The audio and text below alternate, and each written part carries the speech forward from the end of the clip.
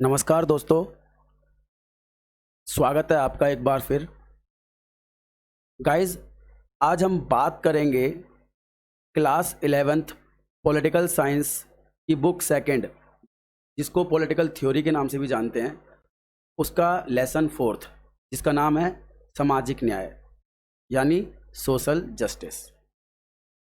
Guys, ये chapter बहुत ही ज़्यादा महत्वपूर्ण है क्योंकि इस चैप्टर के माध्यम से हम न्याय की वास्तविकताओं से परिचित होंगे। न्याय का विकास किस प्रकार से हुआ है, साथ ही न्याय के बारे में एक बहुत ही बड़े दार्शनिक जॉन रॉल्स के क्या विचार हैं। जॉन रॉल्स ने न्याय के बारे में किस प्रकार से अपनी अवधारणा प्रस्तुत की है, ऐसे ही अन्य बहुत सारे महत्वपूर्ण सवालों को हम इस वीडियो के माध्यम से विस्तार पूर्वक चर्चा करके उसको समझने का प्रयास करेंगे। गाइज, अगर आपको हमारी वीडियोस पसंद आ रही हैं तो प्लीज़ लाइक और सब्सक्राइब करना ना भूलें और साथ ही बेल आइकन भी दबाएं। और ज़्यादा समय खराब ना करते हुए आज की वीडियो की शुरुआत करते हैं, जिसका पहला टॉपिक है आप न्याय से क्या समझते हो, न्याय का क्या तात्पर्य होता है या न्याय का क्या अर्थ है। हम इसको क्वेश्चन को 3 रूपों में बोल सकते हैं या 3 तरीके से इसका हम आंसर दे सकते हैं। गाइज, न्याय के बारे में मैं बता दूं, और न्याय को एक्सप्लेन करने से पहले हमें थोड़ा सा समानता के बारे में भी पता होना चाहिए, क्योंकि न्याय और समानता बहुत ही ज़्यादा करीबी से जुड़े हुए हैं। क्योंकि अगर हम न्याय को और समानता को बिना समझे जानने का प्रयास करेंगे तो दोनों की जो परिभाषा है वो लगभग एक जैसी लगेगी, लेकिन फिर भी न्याय और समानता में काफ़ी अंतर होता है और उसी को ध्यान में रखते हुए हम इसको समझने का प्रयास करेंगे। जैसे कि मैं आपको उदाहरण से समझा सकता हूँ कि सभी के साथ में समानता का बर्ताव भी न्याय है, और न्याय क्या होता है? सभी के साथ समान बर्ताव करना।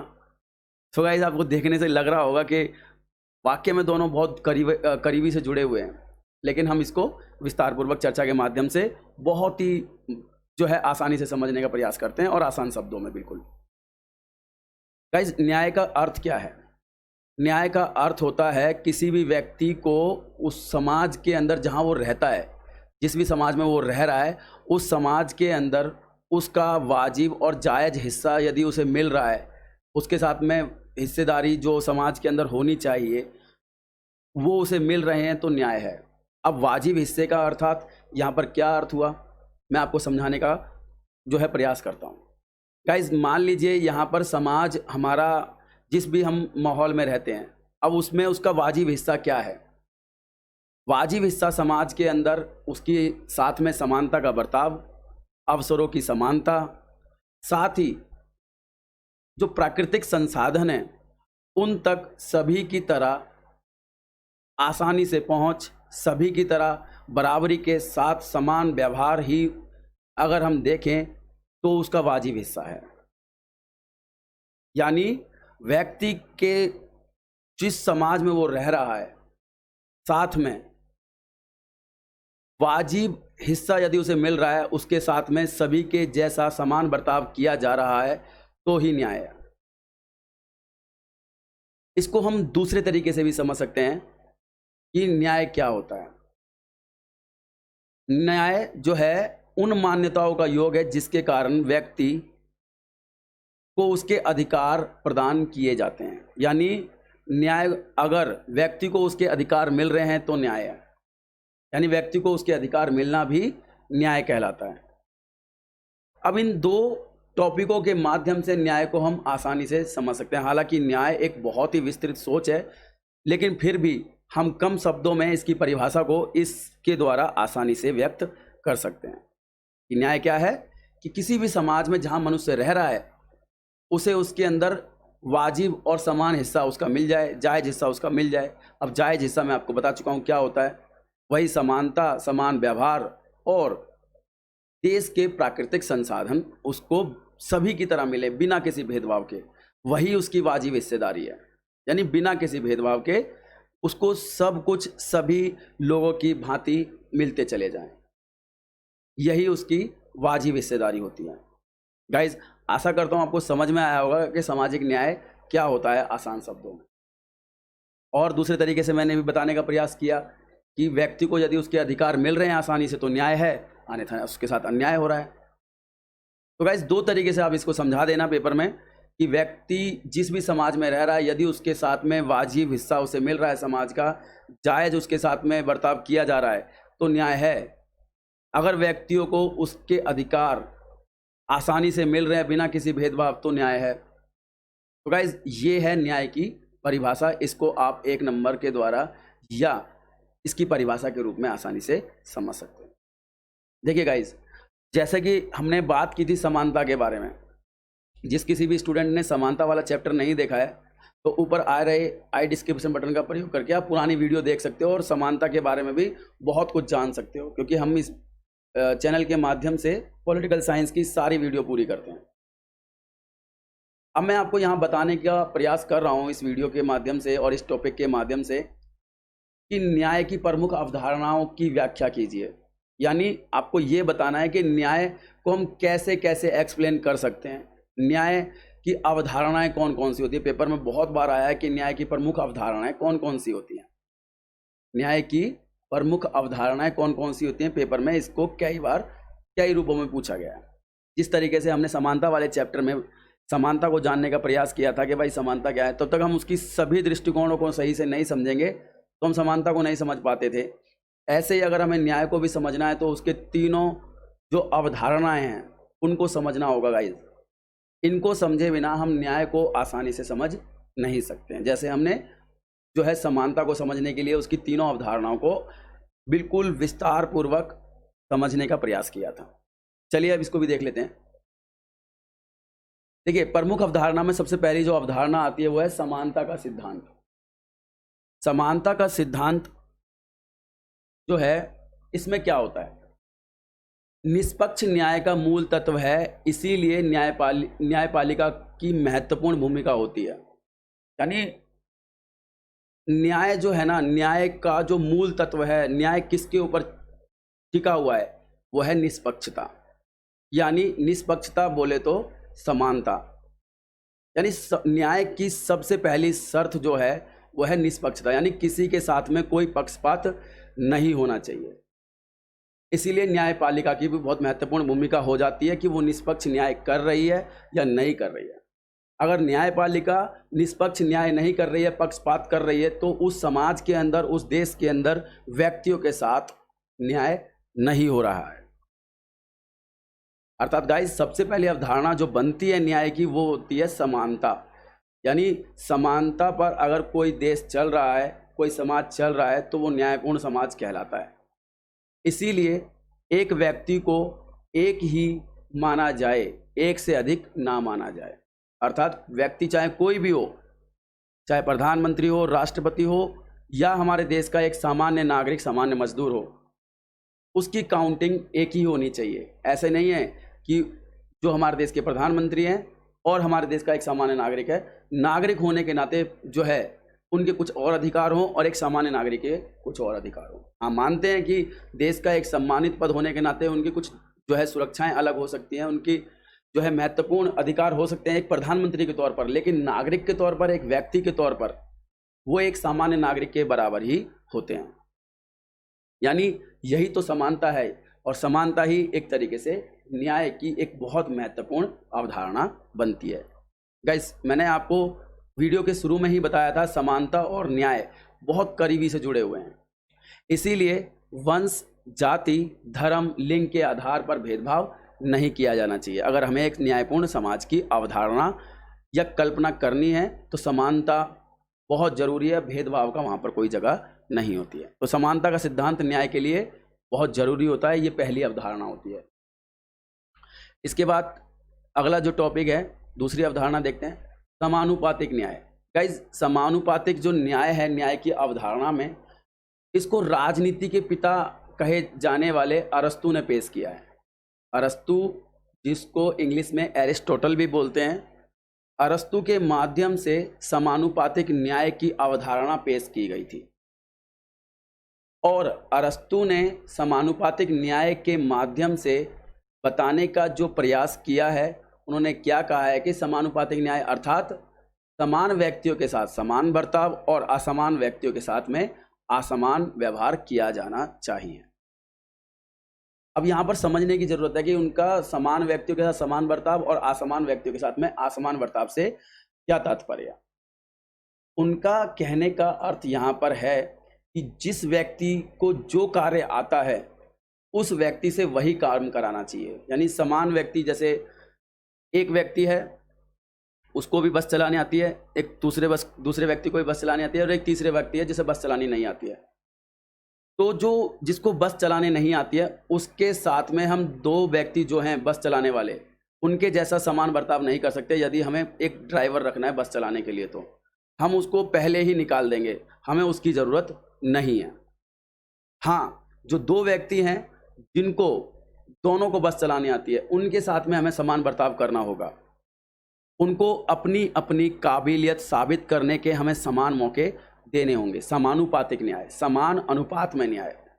लेकिन जो काबिल ही नहीं है उसको कोई मौका नहीं देना होगा, उसको जो है नाकाबिल समझते हुए पहले ही अलग कर देना चाहिए। यानी असमान व्यक्ति है उसको पहले ही असमान व्यवहार करना चाहिए उसके साथ में। जरूरी नहीं है उसको हम जो है लादते फिरें। जैसे अगर किसी व्यक्ति को बांसुरी बजाने आती है तो बांसुरी बजाने वाला ही बांसुरी बजाए, और जिसको बांसुरी बजाने नहीं आती है उसको बांसुरी बजाने नहीं देनी चाहिए। क्योंकि अगर वो जिसको बांसुरी बजानी नहीं आती है वो सर में दर्द कर देगा यदि बजाएगा तो। इसी प्रकार से जो राजा है, राजा बनने के योग्य है, राजा बनने की शक्तियां हैं, काबिलियत हैं, उसी को राजा बनना चाहिए। ये नहीं कि कोई व्यक्ति असक्षम है और असक्षम कहते हुए कि भाई इसको कभी जो है राज नहीं मिला तो एक जो है अपाहिज को ही हम राजा बना देंगे, वो क्या प्रजा की रक्षा करेगा। इसी को कहते हैं समानुपातिक न्याय, जिसको राजनीति के पिता अरस्तु ने पेश किया था। ये भी एक न्याय है क्योंकि समान व्यक्तियों के साथ में समान बर्ताव और असमान व्यक्तियों के साथ में असमान बर्ताव ही समानुपातिक न्याय है। गाइस, ऐसा कहा राजनीति के पिता अरस्तु ने। इसके बाद अगली जो सोच है, अगला जो अवधारणा है वो है विशेष आवश्यकताओं का विशेष ख्याल रखना। देखिए गाइस, इसके बारे में हम समानता वाले चैप्टर में भी पढ़ चुके हैं। यहाँ पर भी मैंने बताया आपको समानता के साथ में बहुत ज़्यादा करीबी से जुड़ा हुआ ये चैप्टर है। तो गाइस, विशेष आवश्यकताओं का मतलब इस समाज के अंदर, इस पूरी दुनिया के अंदर ऐसे बहुत सारे लोग जन्म लेते हैं जो प्राकृतिक असमानताओं के साथ में पैदा होते हैं, या उनके साथ पैदा होने के बाद सामाजिक तौर पर, आर्थिक तौर पर या लैंगिक तौर पर असमानताओं का शिकार हो जाते हैं। जैसे हमारे देश के अंदर कुछ लोग जन्म से ही अपाहिज, अपंग, हर देश के अंदर, या विकलांग, मानसिक रूप से कमजोर ऐसे व्यक्ति पैदा होते हैं। साथ ही समाज के द्वारा भी हमारे देश के अंदर जो SC, ST, OBC है उनके साथ भी सदियों से भेदभाव होता आया है, एक वो हो गया। और हमारे देश के अंदर लिंग के आधार पर भी अक्सर भेदभाव देखने को मिल जाता है। तो गाइज, ये जो लोग हैं ये विशेष आवश्यकता वाले हैं, यानी इनके साथ समाज ने, आर्थिक अक्षमता ने और साथ ही प्रकृति ने कुछ जो है प्राकृतिक असमानताएं की हैं। अगर इनकी प्राकृतिक असमानताओं को असमानता रहने दिया गया, अगर इनकी मदद नहीं की गई तो ये व्यक्ति उधर ही रह जाएंगे जिस स्थान पर ये पड़े हुए हैं, अगर इनकी कोई मदद नहीं करेगा। तो गाइज, अगर इनकी कोई मदद नहीं करेगा, इनको मौका नहीं दिया जाएगा तो इनके साथ में अन्याय है। और चैप्टर हम पढ़ रहे हैं न्याय का। तो गाइज, न्याय के अंदर हमें ऐसे व्यक्तियों के बारे में भी सोचना होता है जो व्यक्ति समाज के अंदर या तो वो आर्थिक रूप से असक्षम हो गए हैं, सामाजिक रूप से कमज़ोर हैं, या हमारे देश के अंदर या पूरी दुनिया के अंदर प्राकृतिक असमानताओं के शिकार हैं। ऐसे लोगों के साथ में भी हमें जो है समानता का बर्ताव रखते हुए, न्याय की अवधारणा को ध्यान में रखते हुए इनके लिए विशेष आवश्यकताओं को पूरा करना होता है। अब विशेष आवश्यकताएं मतलब जो लोग कमज़ोर हैं, मैं पहले बता चुका हूँ 3 आधारों पर व्यक्ति कमज़ोर होते हैं, उनको ध्यान में रखते हुए इनको अलग से जो है सुविधाएं मुहैया कराई जाएं, इनको अलग से जो है अवसर मुहैया कराए जाएं, ताकि ये समाज के अंदर सामान्य लोगों की तरह, सामान्य लोगों के बराबर कंधे से कंधा मिला करके चल सके, और साथ ही हमारे समाज के अंदर अपनी मौजूदगी दर्ज कराते हुए देश को आगे ले जाने के लिए अपनी सकारात्मक भूमिका निभा सके। गाइस, यही होता है विशेष आवश्यकताओं का विशेष ख्याल रखना। यानी जो लोग असक्षम हैं, चाहे वो समाज के तौर पर सही, आर्थिक तौर पर सही, या प्राकृतिक तौर पर सही, या लैंगिक तौर पर सही, इन सभी आवश्यकताओं को ध्यान में रखना और उनके लिए विशेष प्रबंध करना। जैसे हमारे देश के अंदर SC ST महिलाओं के लिए वो सरकारी नौकरियों में आरक्षण की सुविधा दी गई है। जो विकलांग लोग हैं उनके लिए पेंशन की सुविधा, ताकि वो अपनी जो बीमारियां हैं, जो उनका इलाज है, उसको कुछ हद तक सरकार के माध्यम से खर्च को कम कर सकें। तो गाइज, ये होती हैं विशेष आवश्यकताओं का विशेष ख्याल रखना। गाइज, ये 3 अवधारणा थी जिनके आधार पर हम न्याय को परिभाषित अच्छी तरीके से कर सकते हैं। पहला तो समानता का बर्ताव एक महत्वपूर्ण अवधारणा है। समानुपातिक न्याय अरस्तू ने किस प्रकार से एक्सप्लेन किया है, साथ ही मैंने भी आपको बताने की कोशिश की है कि क्या है समानुपातिक न्याय। और विशेष आवश्यकताओं का विशेष ख्याल रखना। गाइज, आशा करता हूँ आपको ये समझ में आया होगा। अगर गाइज वीडियो पसंद आ रही है तो लाइक जरूर करें। और अगला टॉपिक देखते हैं अब हम। Guys, this is the very most important question this chapter. देखिए गाइज, मैं आपको यहाँ बताना चाहता हूँ, ये जो जॉन रॉल्स है, मैं इसको थोड़ा ज़्यादा समय दूंगा, 10 मिनट कम से कम इसको समझने का प्रयास करेंगे। इसलिए हम इसको ज़्यादा समय दे रहे हैं क्योंकि जॉन रॉल्स एक ऐसे व्यक्ति हैं जिन्होंने न्याय के बारे में कुछ ऐसा कहा है जो कोई और अन्य व्यक्ति सोच नहीं पाया। और इसीलिए जॉन रॉल्स न्याय के सिद्धांत के क्षेत्र में अमर हो गए। जॉन रॉल्स ने न्याय के बारे में अपनी अवधारणा को इस प्रकार से पेश किया है कि जिससे वाक्य में अगर ध्यानपूर्वक चला जाए तो एक न्यायपूर्ण समाज की स्थापना करने की कल्पना की जा सकती है। जॉन रॉल्स के न्याय के सिद्धांत को हम विस्तार पूर्वक इसलिए भी जानेंगे क्योंकि ये गाइज, ये जो टॉपिक है, जो लोग BA में पढ़ते हैं, चाहे वो ऑनर्स पॉल साइंस कर रहे हैं या BA के अंदर वो किसी भी सब्जेक्ट को पढ़ रहे हैं, यदि उसके अंदर न्याय है, मैं आप सभी को ये बता देना चाहता हूँ, जब जब आप न्याय के बारे में पढ़ोगे किसी भी बुक के अंदर या किसी भी क्लास के अंदर, आपको जॉन रॉल्स का न्याय का सिद्धांत देखने को जरूर मिलेगा। क्योंकि गाइज, इनका जो योगदान है न्याय के क्षेत्र में वो अतुल्य है, किसी की तुलना नहीं की जा सकती इनके साथ में। चलिए अब जानते हैं जॉन रॉल्स के बारे में कि उन्होंने न्याय के बारे में क्या कहा है। तो सबसे पहले हम बात करते हैं जो जॉन रॉल्स हैं। रॉल्स की जो पुस्तक है जिसका नाम है theory of justice. Theory of justice 1971 में प्रकाशित हुई, मतलब आई। उन्होंने जो है सिद्धांत ने उदारवादी, व्यक्तिवादी और सामाजिक न्याय के सिद्धांतों के बीच समन्वय स्थापित करने की कोशिश की है। उन्होंने कोशिश की कि देश के अंदर, दुनिया के अंदर जो उदारवाद है, व्यक्तिवाद है और समाजवाद है, सामाजिक न्याय है, सबके बीच में किस प्रकार से तालमेल बिठाया जाए। इस सिद्धांत से पहले उदारवादी व मार्क्सवादी संसाधनों के न्यायपूर्ण वितरण को लेकर हमेशा विवादों से घिरे रहते थे। यानी जब तक ये सिद्धांत नहीं आया था तब तक उदारवादी और मार्क्सवादी आपस में लड़ते ही रहते थे। क्यों लड़ते थे? क्योंकि संसाधनों के न्यायपूर्ण बंटवारे के लिए, कि संसाधनों पर किसका अधिकार होना चाहिए। उदारवादी कहते हैं कि व्यक्ति का अधिकार होना चाहिए, मार्क्सवादी कहते थे कि समाज का अधिकार होना चाहिए, सरकार का अधिकार होना चाहिए।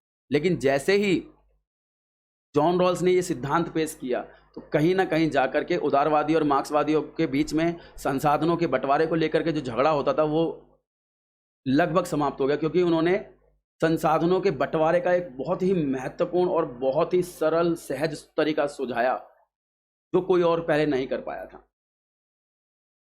जॉन रॉल्स के न्याय के सिद्धांत की विशेषता यह है कि उसने एक ऐसी व्यवस्था पर बल दिया जो उदारवाद और समाजवाद के आदर्शों से मेल खाती है।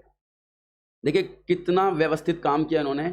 एक ऐसा सिद्धांत दिया न्याय के क्षेत्र में जिससे उदारवादी भी खुश हो रहे हैं और समाजवादी भी खुश हो रहे हैं, यानी दोनों विचारधाराओं से मेल खाता है। ऐसा सिद्धांत इन्होंने दिया जिसका नाम था, जो है थ्योरी ऑफ जस्टिस के नाम से जानते हैं, या जो उन्होंने सिद्धांत दिया। अक्सर जॉन रॉल्स के न्याय के सिद्धांत को हम अज्ञानता की अवधारणा के या अज्ञानता के आवरण के, अज्ञानता के पर्दे के नाम से जानते हैं कि किस तरीके से उन्होंने जो है न्याय को सिद्ध करने की कोशिश की कि न्याय होता क्या है। चलिए हम भी अब जान लेते हैं जॉन रॉल्स के न्याय का सिद्धांत आखिर है क्या। हमने जॉन रॉल्स के बारे में थोड़ा जान लिया, अब इसके सिद्धांत के बारे में जानते हैं। गाइस देखिए, उन्होंने एक सिद्धांत दिया, वो बेसिकली क्या था मैं आपको समझा दूं। जो जॉन रॉल्स थे वो चाहते थे कि पूरी दुनिया के अंदर एक ऐसा आदर्श मॉडल पेश हो न्याय को लेकर, जिसके पेश होने के बाद हर एक देश में न्याय स्थापित किया जाए। तो उन्होंने कोशिश की कि किस प्रकार से जो है पूरे विश्व के अंदर न्याय स्थापित किया जा सकता है। तो गाइज जॉन रॉल्स ने एक अवधारणा पेश की जिसका नाम था अज्ञानता का आवरण या अज्ञानता का पर्दा। इसको अज्ञानता का पर्दा कह लीजिए या अज्ञानता का आवरण कह लीजिए। गाइज इसके माध्यम से जॉन रॉल्स बताना चाहते हैं कि अगर हमें एक न्यायपूर्ण समाज की स्थापना करनी है तो हमें समाज को बनाते समय, यानी समाज का जब हम निर्माण कर रहे हैं, देश का निर्माण कर रहे हैं, कायदे कानून का निर्माण कर रहे हैं, चाहे संविधान का निर्माण कर रहे हैं, यानी जिस भी शक्ति का निर्माण कर रहे हैं, जिस भी समाज का निर्माण कर रहे हैं, और समाज हो, देश हो, जिसकी सर्वोच्च शक्ति किसके पास होगी, जब हम उसको बना रहे हैं, जिसका काम है पूरे देश को चलाने का, जब हम उसको बना रहे हैं तो हमें बनाते समय कुछ विशेष चीज़ों का ध्यान रखना होगा। बनाते समय हमें क्या ध्यान रखना होगा? अज्ञानता के आवरण का ध्यान रखना होगा। अर्थात संविधान जब हम बना रहे हैं तो हमें ये पता होना चाहिए कि जो लोग संविधान को बना रहे हैं, मैं पहले आपको समझाने का प्रयास करता हूँ, फिर इसको पढ़ाकर मतलब आपको पढ़ा भी दूंगा और समझा भी दूंगा। यानी जो लोग संविधान बना रहे हैं, संविधान बनाने वालों को ना एक आवरण, एक पर्दे के पीछे बैठना होगा। ये कल्पना है उनकी, जॉन रॉल्स की कल्पना है आवरण। उस आवरण के पीछे बैठना होगा समाज के अंदर, जो लोग संविधान को बना रहे हैं। और वो समाज के अंदर जब एक आवरण के पीछे बैठेंगे तो आवरण के पीछे जब बैठ करके जो लोग संविधान बनाएंगे, कानून बनाएंगे या सिद्धांत बनाएंगे देश के लिए, समाज के लिए, उन व्यक्तियों को समाज के बारे में कोई ज्ञान नहीं होना चाहिए, यानी अज्ञान होने चाहिए, अज्ञानता का आवरण होना चाहिए उनके सामने कि समाज के अंदर जाति प्रथा कैसी है, समाज के अंदर गरीब कौन है, समाज के अंदर अमीर कौन है, कौन कौन सी जातियां जो हैं वो ऊंची जातियां हैं, कौन कौन सी नीची जातियां हैं। साथ ही उन व्यक्ति जो अज्ञानता का आवरण के पीछे बैठे हैं, जिनकी जिम्मेदारी समाज के लिए कानून बनाने की है, उनको स्वयं के बारे में नहीं पता होना चाहिए कि मेरी जाति क्या है, मैं किस जाति से आता हूँ, मैं दलित हूँ या मैं जर्नल हूँ या मैं कोई भी हूँ। उनको अपने बारे में भी पता नहीं होना चाहिए। उनको सिर्फ थोड़ा बहुत इकोनॉमिक्स का ज्ञान होना चाहिए, अर्थशास्त्र का ज्ञान होना चाहिए और थोड़ा बहुत जो है कानून का ज्ञान होना चाहिए। ऐसे लोग यदि कानून बनाएंगे, ऐसे लोग यदि संविधान बनाएंगे एक समाज के लिए, तो किस प्रकार का बनाएंगे? गाइस, रॉल्स का कहना था कि यदि अज्ञानता के पर्दे के पीछे लोग बैठ करके समाज का निर्माण करेंगे तो गाइस वो एक ऐसे समाज का निर्माण करेंगे जो बिल्कुल न्यायपूर्ण होगा, बिल्कुल समानता पर आधारित होगा। कैसे, मैं आपको और उदाहरण से समझाने का कोशिश करता हूँ। मान लीजिए जो व्यक्ति अज्ञानता के पर्दे के पीछे बैठा है, जिसकी जिम्मेदारी है कानून बनाने की, संविधान बनाने की या समाज के लिए कोई ऐसी शक्ति निर्मित करने की जिससे देश चलाया जाएगा, तो गाइज वो क्या करेंगे? वो ऐसा नहीं करेंगे। उनको तो पता ही नहीं है कि समाज के अंदर कौन व्यक्ति की क्या जात है, कौन व्यक्ति गरीब है, कौन अमीर है और कौन दलित है। साथ ही उन्हें अपने बारे में भी नहीं पता। तो गाइज वो क्या करेंगे? वो ऐसा एक कानून बनाएंगे जिसमें ना तो सब कुछ अमीरों को दिया जाएगा, ना ही सब कुछ गरीबों को दिया जाएगा। बिल्कुल लेवल वाला एक कानून बनाएंगे, वो एक संविधान बनाएंगे, क्योंकि उन व्यक्तियों को स्वयं को नहीं पता भाई मेरी क्या स्थिति होगी समाज के अंदर जाकर के। यदि उन्होंने सब कुछ दलितों को ध्यान में रख करके या पिछड़ी जातियों को ध्यान में रख करके या अगड़ी जातियों को ध्यान में रख करके, ऊंची जातियों को ध्यान में रख करके अगर बनाने का प्रयास किया, तो हो सकता है कि जब वो अज्ञानता के पर्दे के बाहर जाएं तो वो अपने आप को पाएं कि वो स्वयं दलित हैं, और पता चले उन्होंने सारे के सारे अधिकार जो हैं जनरल कास्ट को या फिर कहें हमारे सामान्य वर्ग को दे दिए, या फिर वो अगर अज्ञानता के पर्दे के बाहर जाएं और सारे के सारे अधिकार उन्होंने यदि दे दिए दलितों को, और पता चला अज्ञानता के पर्दे के बाहर जाने के बाद उनकी जो स्थिति है वो है आपकी एससी वाली या जर्नल वाली, तो मतलब ऐसे में क्या होगा? ऐसे में ना तो वो सारे अधिकार एससी को देंगे और ना ही सारे अधिकार जर्नल को देंगे। क्यों नहीं देंगे? क्योंकि उन्हें खुद नहीं पता भाई मेरी क्या स्थिति होगी। अगर उन्होंने सब कुछ इधर उधर कर दिया तो बाद में जाकर वो खुद को कोसेंगे, यार मैंने खुद अपने पैर पर कुल्हाड़ी मार ली। तो गाइज अगर वो ऐसा कानून बनाएंगे तो कैसा कानून बनेगा? बिल्कुल समानता पर आधारित। अब इस कानून को हम वर्तमान में लागू करते हैं। मैं समझाने का और अच्छे तरीके से प्रयास करता हूं।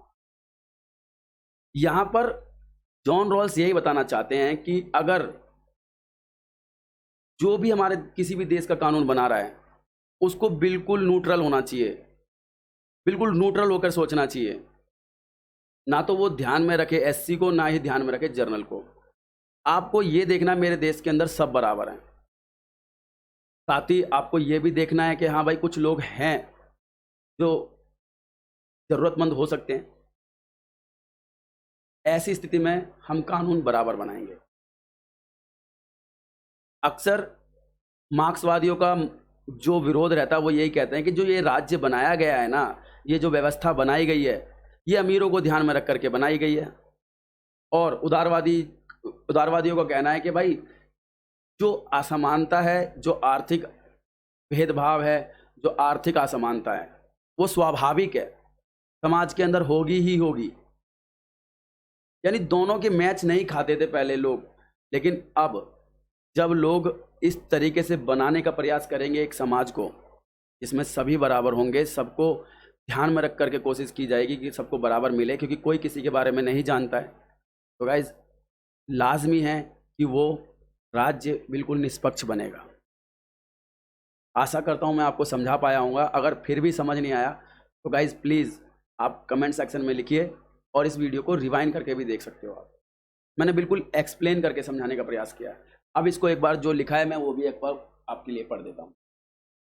अज्ञानता का आवरण जॉन रॉल्स ने सांकेतिक, मतलब केवल दिखावे के लिए, दरअसल अज्ञानता का आवरण के द्वारा जॉन रॉल्स एक न्यायपूर्ण समाज की स्थापना कराना चाहते हैं। जॉन रॉल्स के अनुसार राज्य एक समझौते द्वारा बना है। जॉन रॉल्स जानते हैं कि जो ये राज्य बनाया है एक समझौते से बनाया है, लोगों ने मिल करके बनाया है। उनके अनुसार यदि न्यायपूर्ण समाज की स्थापना करना है तो जो लोग राज्य का निर्माण कर रहे हैं, राज्य को बना रहे हैं, कानून को बना रहे हैं, संविधान को बना रहे हैं, उन्हें राज्य के बाद क्या मिलेगा नहीं पता। क्यों पता होना चाहिए कि उनको राज्य जब बन जाएगा तो उन्हें क्या मिलेगा, क्योंकि राज्य का निर्माण करने के वाले जो हैं अज्ञानता के पर्दे के पीछे बैठे हैं। उन्हें पता ही नहीं है कि अगर मैंने राज्य बना दिया तो मेरी क्या स्थिति होगी। उन्हें पता ही नहीं है समाज के बारे में। और पर्दे के बाहर का समाज कैसा है, यह अज्ञानता के पर्दे के पीछे बैठे के लोग नहीं जानते हैं, नहीं पता उन्हें। ऐसी स्थिति में यदि वह राज्य का निर्माण करेंगे तो निश्चित ही एक ऐसा समाज बनाएंगे जिसमें सबको बराबर न्याय मिलेगा, बराबर अधिकार मिलेंगे। गाइस ये ऐसा ही होगा। हालांकि आप मन में बहुत तरीके के विचार आ सकते हैं, लेकिन यही है। अब हम जॉन रॉल्स के न्याय के सिद्धांत को 3 और माध्यम से समझ सकते हैं। सभी को व्यापक स्वतंत्रता मिलनी चाहिए। जॉन रॉल्स कहते थे कि सबको स्वतंत्रता मिले, पूरी स्वतंत्रता मिले।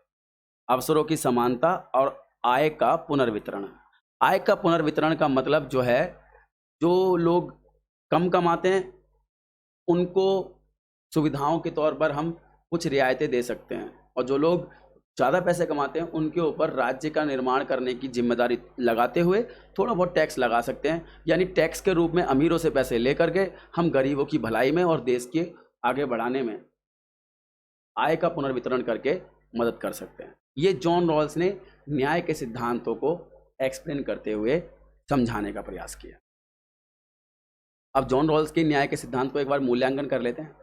मार्क्सवादियों के अनुसार रॉल्स का सिद्धांत पूंजीवादी के हित में है, ऐसा समाज की कल्पना कभी नहीं की जा सकती है, या कभी नहीं करनी चाहिए, या कभी हो भी नहीं सकती है, ऐसा मानते हैं मार्क्सवादी। कहते हैं कि ऐसे का समाज हो ही नहीं सकता जहाँ पर सब जो है लोगों के मन में भेदभाव ना हो, लोगों के मन में पैसे का लालच ना हो।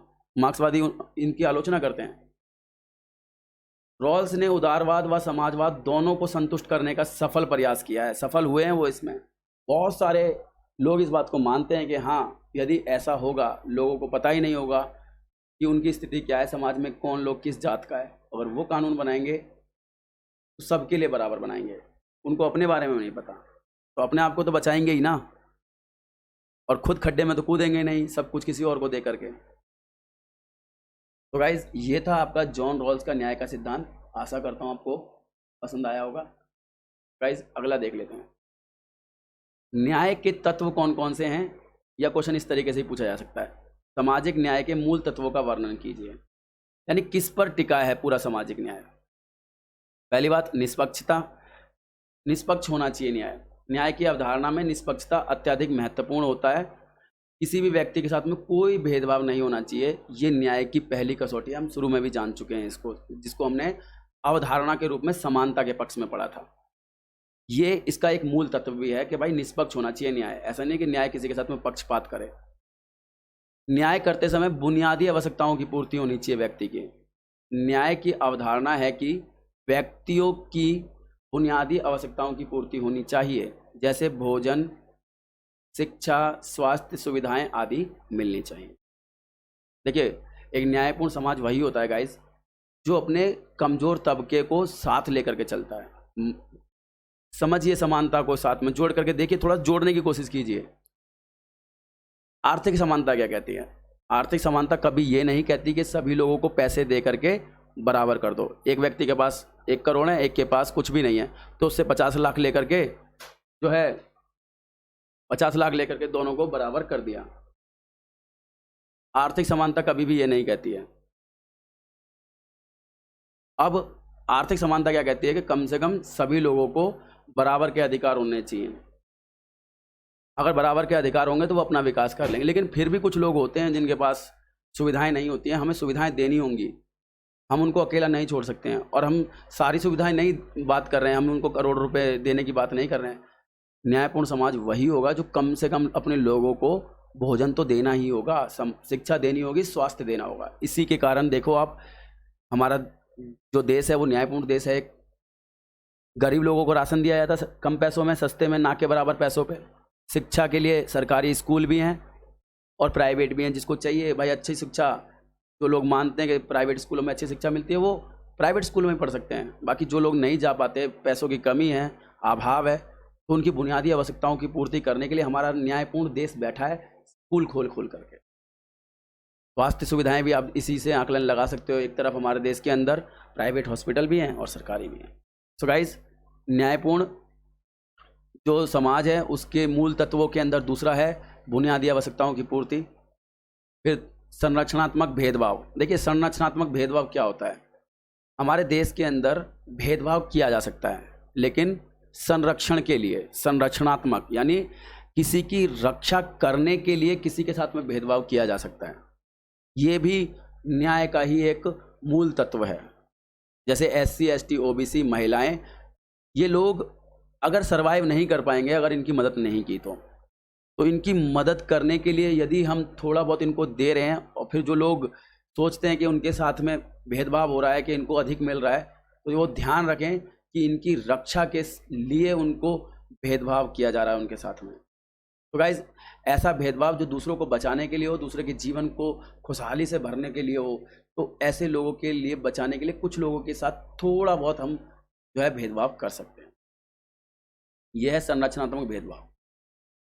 इसके बाद व्यक्ति की स्वतंत्रता और समाज का व्यापक कल्याण। ध्यान रखना है कि न्याय की अवधारणा में व्यक्ति का गौरव और आत्मसम्मान का उचित ध्यान देना होता है, यानी उसको स्वतंत्रता बनाए रखनी पड़ती है, और साथ ही उसके कल्याण के ऊपर विशेष काम करना होता है, उसे कल्याण के पूरे मौके देने होते हैं। गाइस, 4 हमने मूल तत्व पढ़े, आसान थे, कोई ज़्यादा मुश्किल नहीं थे। निष्पक्षता की कटौती, बुनियादी आवश्यकताओं की पूर्ति, संरचनात्मक भेदभाव और व्यक्ति की स्वतंत्रता और समाज का व्यापक कल्याण ही हमारी न्याय की अवधारणा का एक बहुत ही महत्वपूर्ण तत्व है। गाइस, अगला इसका टॉपिक देख लेते हैं। बहुत इंपॉर्टेंट है, पेपर में कई बार आया गाइस। बाजार अर्थव्यवस्था से क्या समझते हो, इसके गुण और दोषों का जो है वर्णन कीजिए। तो गाइस, बाजार अर्थव्यवस्था क्या होती है? एक तरीके से बाजार अर्थव्यवस्था को हम उदारवादी अर्थव्यवस्था भी कह सकते हैं, क्योंकि उदारवादी व्यवस्था भी बाजारों को खुला करने की मांग करती है, व्यक्ति को कोई भी व्यापार करने की पूरी छूट देती है। तो इस जो बाजार अर्थव्यवस्था है, इसको आप उदारवादी अर्थव्यवस्था को ध्यान में रख करके भी अगर हल करने का कोशिश करोगे तो ये आसानी से हल हो जाएगा, समझ में आ जाएगी। तो गाइस देखते हैं इसे। बाजार अर्थव्यवस्था खुली प्रतियोगिता और खुले बाजार का पक्षधर है, यानी खुली प्रतियोगिता होनी चाहिए, किसी को कोई रोक टोक नहीं होनी चाहिए अपना प्रोडक्ट बेचने की, कोई उसके ऊपर फालतू का टैक्स नहीं होना चाहिए, कोई भी बाजार में जब मर्जी आए अपना माल बेच करके जब मर्जी जाए। व्यक्तियों को आर्थिक आज़ादी होनी चाहिए। आर्थिक आज़ादी मतलब अपनी मर्जी से कोई भी काम करने की स्वतंत्रता, कुछ भी खरीदने की बेचने की स्वतंत्रता, ये होनी चाहिए। बाजार अर्थव्यवस्था यही कहती है। उत्पादन की आज़ादी, जो मर्जी वो बेच सके, जो मर्जी वो जो है बना सकें, जो मर्जी उत्पादन कर सकें। लाभ कमाने जो है का मौका मिलना चाहिए। भाई, बाजार अर्थव्यवस्था लाभ कमाने के लिए ही टिकी होती है। हर व्यक्ति बाजार के अंदर जो बैठा है अपनी अपनी दुकान खोल करके, वो बेसिकली क्यों बैठा है? समाज का भला तो बाद में होगा, पहले वो अपना जो है लाभ कमाने के लिए बैठा है। बाजार अर्थव्यवस्था टिकी ही जो है निजी लाभ पर होती है। गाइस, बाजार अर्थव्यवस्था की एक और अगली विशेषता क्या है कि ये जो अर्थव्यवस्था है वो सरकार का कम से कम हस्तक्षेप चाहती है। ये नहीं चाहती कि सरकार हस्तक्षेप करे, उनको काम करने से रोके। तो ये सरकार हस्तक्षेप की कठोर आलोचना करती है। सरकार को आलोचना जो है हस्तक्षेप नहीं करना चाहिए किसी प्रकार की, ना कोई टैक्स ना कोई बंदिशें होनी चाहिए। गाइज, इसके लाभ और हानि देख लेते हैं। लाभ क्या है? उत्पादन में वृद्धि होती है। जब खुली छूट मिल जाएगी, हर किसी को अपना माल बेचने की छूट होगी, तो गाइज हर कोई अपनी अपनी दुकान बेचे जो है दुकान में माल बेचेगा और उत्पादन में वृद्धि होगी, कुशलता में वृद्धि होगी, उपभोक्ता को लाभ मिलेगा। आप खुद देखिए, जब बहुत सारे मार्केट में एक फल की दुकान होती हैं तो जो सस्ता बेचेगा उसका जो है माल बिकता है, और सस्ता बेचने से किसको लाभ होता है? उपभोक्ता को लाभ होता है। प्रबंधन और गुणवत्ता में सुधार, देखिए गाइस यही है, जब कंपटीशन होता है तो टेक्नोलॉजी आती है, और टेक्नोलॉजी में कंपटीशन तो है ही। जैसे आपने देखा होगा, पहले हमारे देश के अंदर एक ही सरकारी कंपनी होती थी, BSNL। उस समय कॉल करने के तो छोड़िए, सुनने के भी पैसे देने पड़ते थे। लेकिन जैसे ही बाजार खोला हमने 1991 में, LPG अपनाई, लिबरलाइजेशन, ग्लोबलाइजेशन, प्राइवेटाइजेशन, वैश्वीकरण अपनाया, बहुत सारी प्राइवेट कंपनी आई जो है, जिसके कारण अब हमें फ्री में कॉल करने का मौका मिलता है। यानी प्रबंधन और गुणवत्ता में सुधार हो जाता है, योग्यता में वृद्धि हो जाती है, कम दामों में वस्तु उपलब्ध होने लगती हैं, रोजगार भी मिलने लगता है। ये खुली अर्थव्यवस्था या इसको हम कहते हैं बाजार अर्थव्यवस्था के लाभ हैं। कमी क्या है? लचीलापन को बढ़ावा मिलता है, कोई कुछ भी कर करके चले जाता है। स्वार्थी बाजार होता है, बाजार के अंदर कोई भी बैठा हो स्वार्थी होता है, उसको कोई मतलब नहीं है कि सामने वाला मेरा जो है सब्जी लेकर के जा रहा है और मैंने उस सब्जी को इंजेक्शन लगा करके या कोई यूरिया या फिर कोई अन्य जो है कृत्रिम खाद का प्रयोग करके पैदा किया है। कोई मतलब नहीं है खाने वाले को जो है बीमार होगा, खांसी होगी, जुकाम होगी, कोई मतलब नहीं है उसको मतलब है मेरा माल बिकना चाहिए, मुझे लाभ होना चाहिए। हाँ, छोटे दुकानदार नहीं कंपटीशन फाइट कर पाते हैं, गरीबी को बढ़ावा मिलता है। ये आसान सा टॉपिक थे जिसको हमने अभी देखा। गाइज, इस प्रकार से देखें तो आज का चैप्टर यहीं फिनिश होता है। गाइज, अगर आपको ये वीडियोस पसंद आ रही है तो प्लीज़ लाइक, सब्सक्राइब और बेल आइकन, साथ ही अपने दोस्तों को शेयर करना ना भूलें। आज की वीडियो में इतना ही। अब हम नई वीडियो में नए टॉपिक के साथ मिलेंगे, तब तक के लिए बहुत बहुत धन्यवाद। जय हिंद।